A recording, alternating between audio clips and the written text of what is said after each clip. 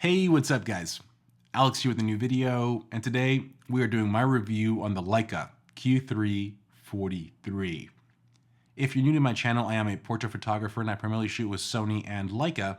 And for the past 4 years, I've owned a Leica Q2 or Q3, and I've had that camera in my kit at all times. I've called the Q2 and Q3 the ultimate everyday carry camera and the ultimate travel camera. How does the new Q3 43 change things? Well, we're going to answer that today. If you're familiar with my reviews, I will be putting up images throughout this video so you can see the image quality to expect from this camera. All the images you're going to see have been shot with the Q3 43 and edited with my preset, which is also available in the link down below. I'm also not going to do a traditional review because this camera essentially is a Q3 with a new lens. So I'll link my Q3 review up here for you to check out if you want to go more in depth on the sensor and autofocusing. Today, I really want to focus on this new 43mm f2 Apo because this lens changes the game. I think it's one of the best lenses I have ever used, and it's blown me away in every possible way. I just got back from a trip to Italy where I used this camera exclusively as my only digital camera, and the images you're going to see today were, in my opinion, just breathtaking. And I used a variety of methods to get some of these images, which I'll explain at the end of the video, but the image quality coming out of this camera has just been stunning. And in order for me to explain why this camera changes the game, I have to explain a little bit about how I felt of the Q3 or Q2, or we'll call it the Q28mm. Because I found when owning that camera that when I traveled and I took that camera, to places where I required a wide angle lens, I would always fall in love with it and I'd always connect with it. But when I brought the camera home, and I mentioned I was a portrait photographer, I struggled to use it and I struggled to be inspired by it because that 28mm focal length was a little too wide for my personal taste. Well, this camera fixes that. My favorite focal length is the 50mm focal length. Now this is a 43mm focal length, so not quite 50, but it's also not quite 35. It's kind of this weird in the middle, and it actually works very well. You're still able to get incredible portraits, great separation. With this lens, you have an amazing 3D pop, just incredible contrast, the colors. Like I mentioned, this is one of the best lenses I have ever used. And what's great about this focal length is it's still versatile enough to take traveling, but when I'm home, it inspires me to take it with me everywhere I go. So I'm going to say this and I have to explain a little bit of why I'm going to say this. I think the Leica Q3 43 is the one and done Leica. The one Leica that can do it all. Hear me out. This lens has a macro mode. This lens can be used for portraits. This lens can be used for landscapes. This lens is truly versatile enough to do it all and achieve stunning results. You might be asking, well, Alex, why not an M rangefinder? Leica is M. Well, I have a very specific reason why I stopped shooting with an M rangefinder, and it's very personal to me, and I'll share it. It might sound very dumb, but this is the reality. When I travel, I also want pictures of me. And the reality is, as a professional photographer, and I've used Leica M now for a few years, I still struggle to nail focus in certain situations. So how am I going to expect my girlfriend or maybe a random stranger to take a picture of me while I'm traveling? The reality is, it ain't going to work. And because I do want pictures of me where I'm at, I require a camera with autofocus. So that kind of eliminates the M rangefinder for me. Now, that might not be the case for everybody, but I want pictures in the places I'm at, and that eliminates the M rangefinder for me.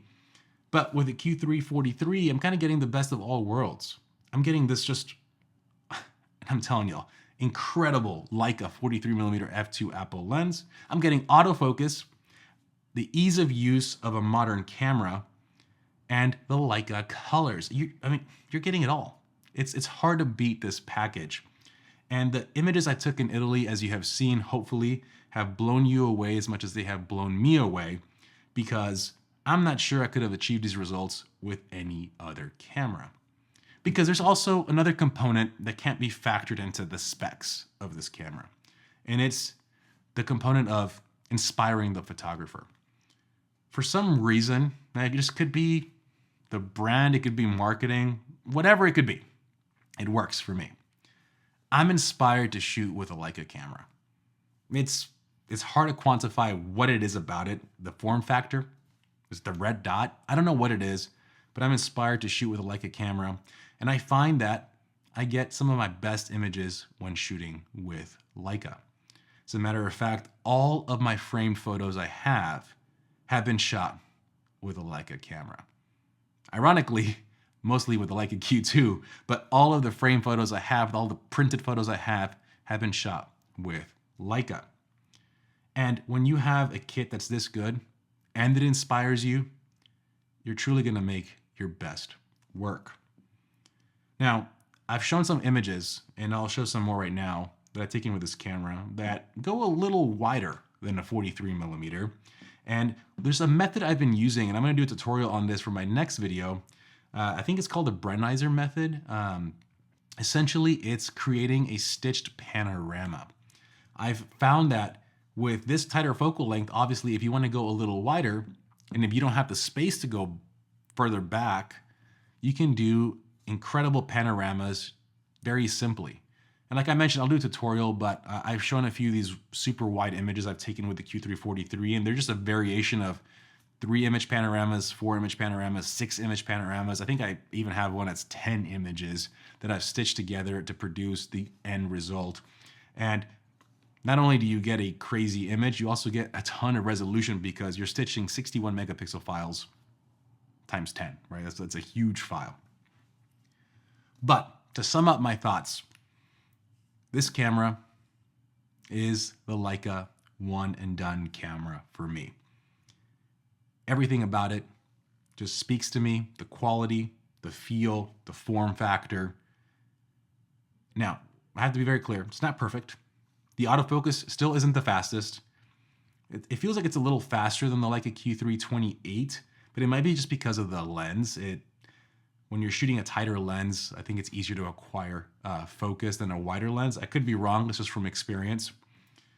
Still not the fastest though, like a Sony, Nikon, even a Panasonic will be faster, but it's fast enough and it's accurate, which is the most important part, to get the job done.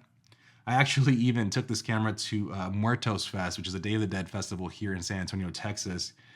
And even in low light, shooting at ISO 6400 with autofocus continuous and tracking, I didn't think it was gonna work.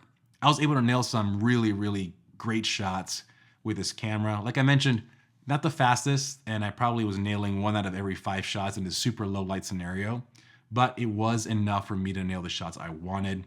So I would say that probably the weakest point of this camera is definitely the autofocus and tracking, not autofocusing accuracy or kind of single point speed, more on the tracking side when someone's walking towards you or away from you. Still not the best, but hopefully with a firmware update, it can get better. And other than that, I honestly have no complaints. The battery life in this camera has been awesome. I took 2 batteries with me to Italy. I never used a second battery. 1 battery got me through an entire day every single time. I charged the camera every night with USB-C and had no issues with battery life at all. And that's it. If you're a portrait photographer, if you like shooting tighter and you own the Q3, I would highly encourage you to try this new Q3 43. If you have the budget and you have the money, I think owning the Q3 28 and the Q3 43 could be the ultimate combo. But for me, as much as I like the idea of owning both of them, the reality is I can do it all with this one. So what do you guys think? You've been seeing the images throughout the video. Let me know your thoughts down below. And if you shot with this camera, let me know your thoughts down below as well. And as always, guys, I will see you on the next one. Have a good one, guys. Peace.